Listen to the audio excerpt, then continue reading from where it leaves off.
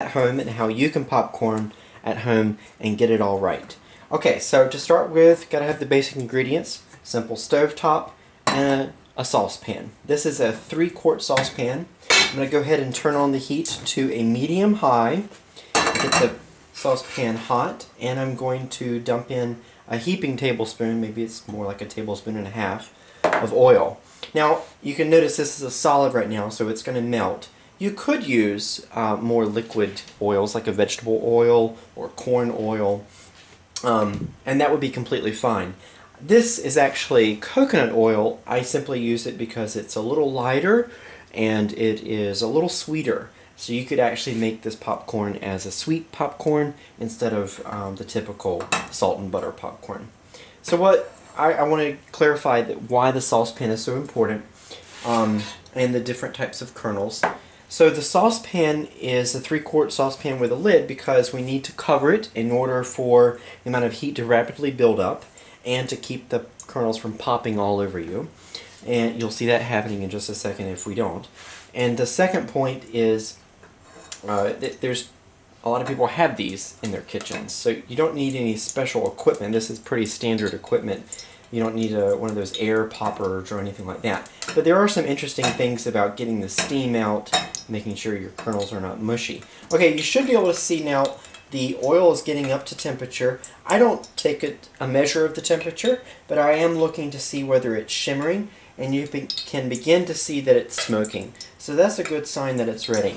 When it's ready, what I'm going to do is I'm going to pour in the corn kernels. I'm just going to pour those in and keep on watching and shifting them around until they fully cover the bottom of the saucepan. Now you hear them sizzle, so now they're covered.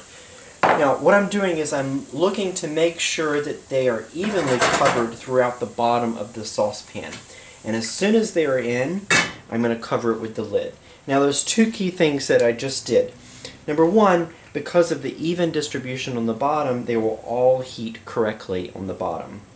And there's just enough of the kernels in there that they will fill to the top, to the lid of this particular size saucepan. So you need to gauge how many kernels you actually need. Obviously I didn't use all of them, but you can figure out through trial and error of how many are in there. Mine, I know, it just cover the bottom and it's the perfect amount of kernels. Now you can hear them beginning to pop. That probably took 45 seconds. This is very quick when it happens. But what some people will do is they will shift it back and forth on the stovetop to help it out. Basically, it doesn't really need any intervention from you. But we do want to make sure, the ideal is to make sure that they all begin to pop simultaneously in one big rush. And we want to make sure that this is a high enough heat that they do pop it and don't burn it. If the heat were any lower than medium-high, you would roast the kernels. If it was any hotter, they would pop, but they would burn. So now they're beginning to vigorously pop. This is ideal. And you can smell. You can begin to smell that they are popping. So I turn the heat off. Once they go to vigorously popping like this, I just turn the heat off. Now they're vigorously popping, lots of noise, and they will begin to push the lid up. In fact, there are enough kernels in there that they will begin to push it up. And that's the second good thing. If that doesn't happen, in this particular case, it doesn't look like it's going to happen just enough, I'm going to let the lid off just slightly to let the steam out. Now what that does is letting the steam out is it keeps the kernels from getting moist. You want the kernels to be crisp. And you'll notice in commercial poppers that they do have this kind of lid that lets the kernels pop out once they're done. So we're basically letting that happen, but on a stove top.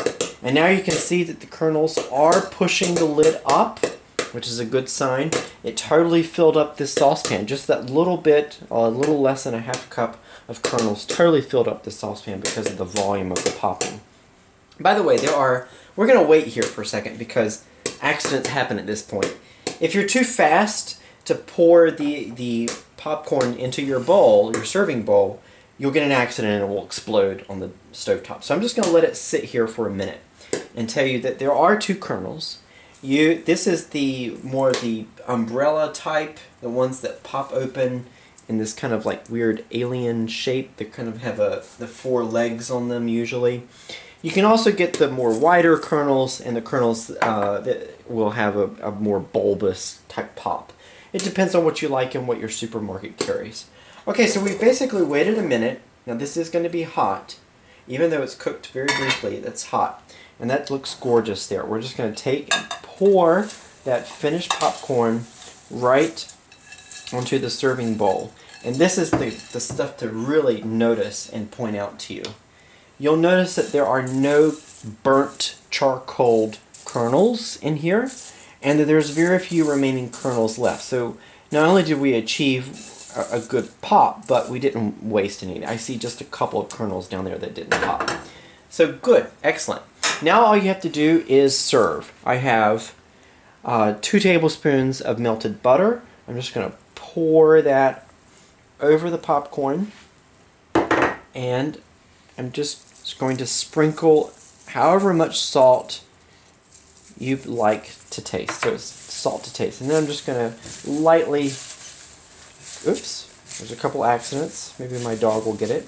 Just lightly lift the kernels through the bowl to get the butter around, and voila!